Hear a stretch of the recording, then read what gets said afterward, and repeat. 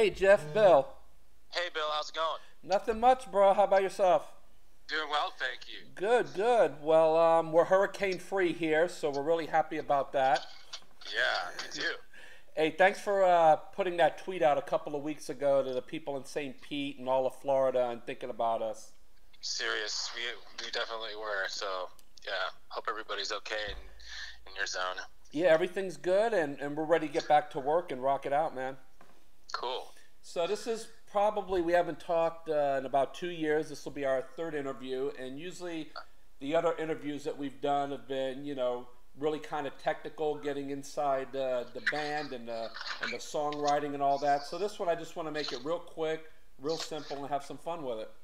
Okay, cool. So, like as far back as you can remember, when was the point in your life that you said, "I want to make music a career. I want to do this for a living"? Man, I feel like I always wanted to be a performer ever since I was little. My parents put me into like junior theater when I was a little kid. Yeah. Me, my sisters, and my brother. My sister and my brother.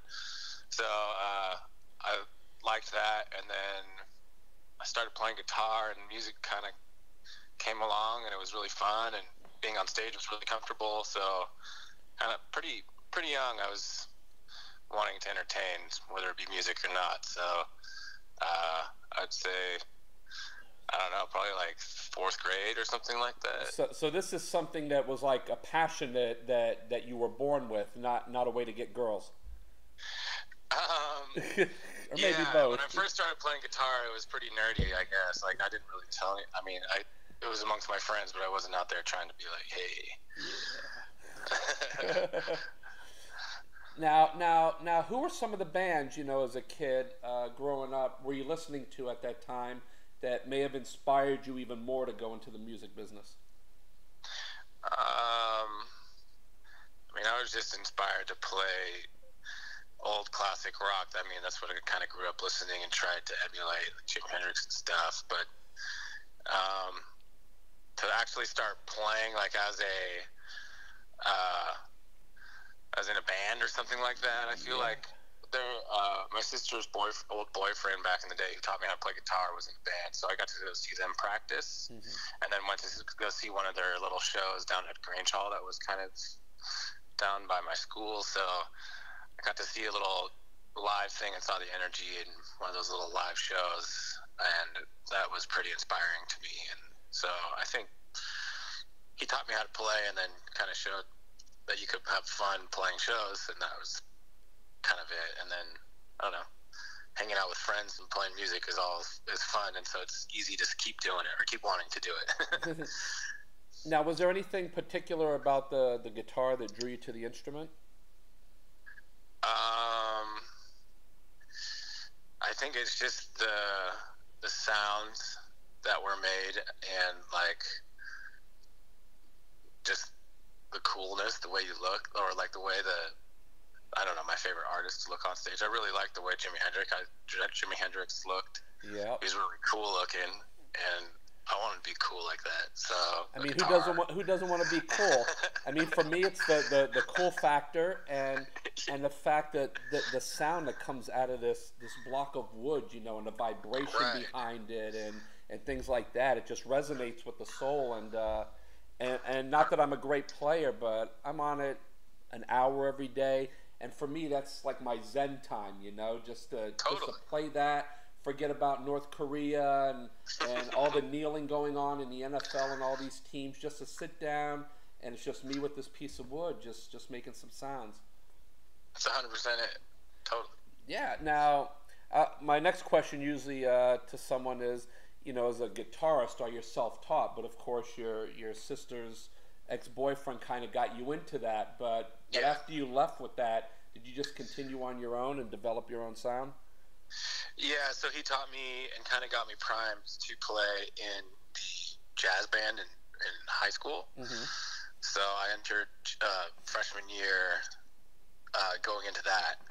And then throughout my high school years, I was playing that, so that kind of kept my chops up and taught me how to, a lot of chord structure, or like chord progressions, and like song structure, really. How to I didn't read music, but I learned how to read chord charts pretty much, and kind of learned how to comp, and so that helped transition me into like playing with, I don't know, other people and listening, because it's hard to going from playing in your bedroom by yourself to playing with other people is definitely a skill that's acquired. So exactly. High school, it helped me be able to listen to other players and kind of set me on my way to play with other people and have fun with it even more. But after that, I didn't really take any lessons. YouTube's helped me pretty well. Our other guitar player, Raul, in our band helps me a lot. He's a shredder, so I'm like, oh, what do you do? Oh, okay, I'll try to do that. That's awesome, man. Now, you're a vocalist as well, so while you're on tour, do you do anything to maintain your vocals? I do. I warm up every day before a set. I try to keep as hydrated as possible. I think it's really important. The voice is dependent on very small little vibrations, and those parts of your voice is best when it's well hydrated and lubricated up. So I try to keep as hydrated and warm up, and do little exercises that I've learned over the years, and just keep strong, because I can definitely tell when I don't. Good.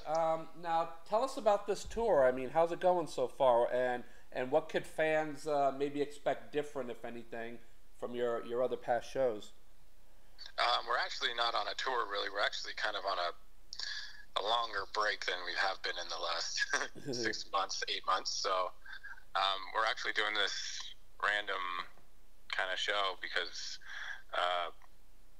the owner of the club called us up because he saw that we were playing another date in northern Florida that weekend. So he's like, you guys should come play my club. We said, okay, let's do it. I like that guy, man. And, bringing the Expendables back. Yeah. Greg's a good guy.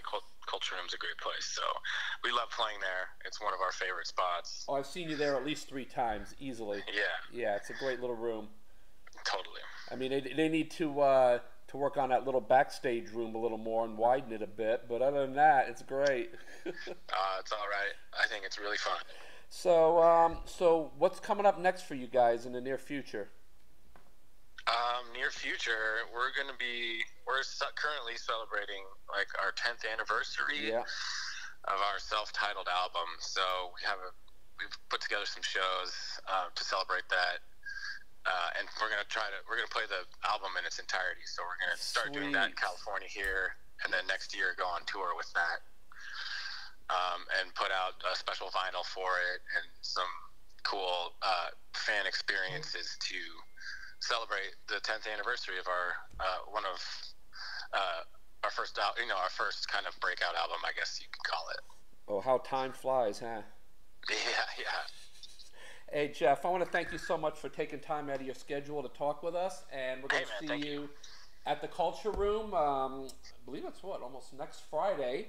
October 6th at Culture Room, and if we can come on the bus and say hi again, that would be awesome, man. All right, man. Cool, and we'll smoke you up. Hey, safe travels to you and the boys. God bless you, and we'll see you next week, bro.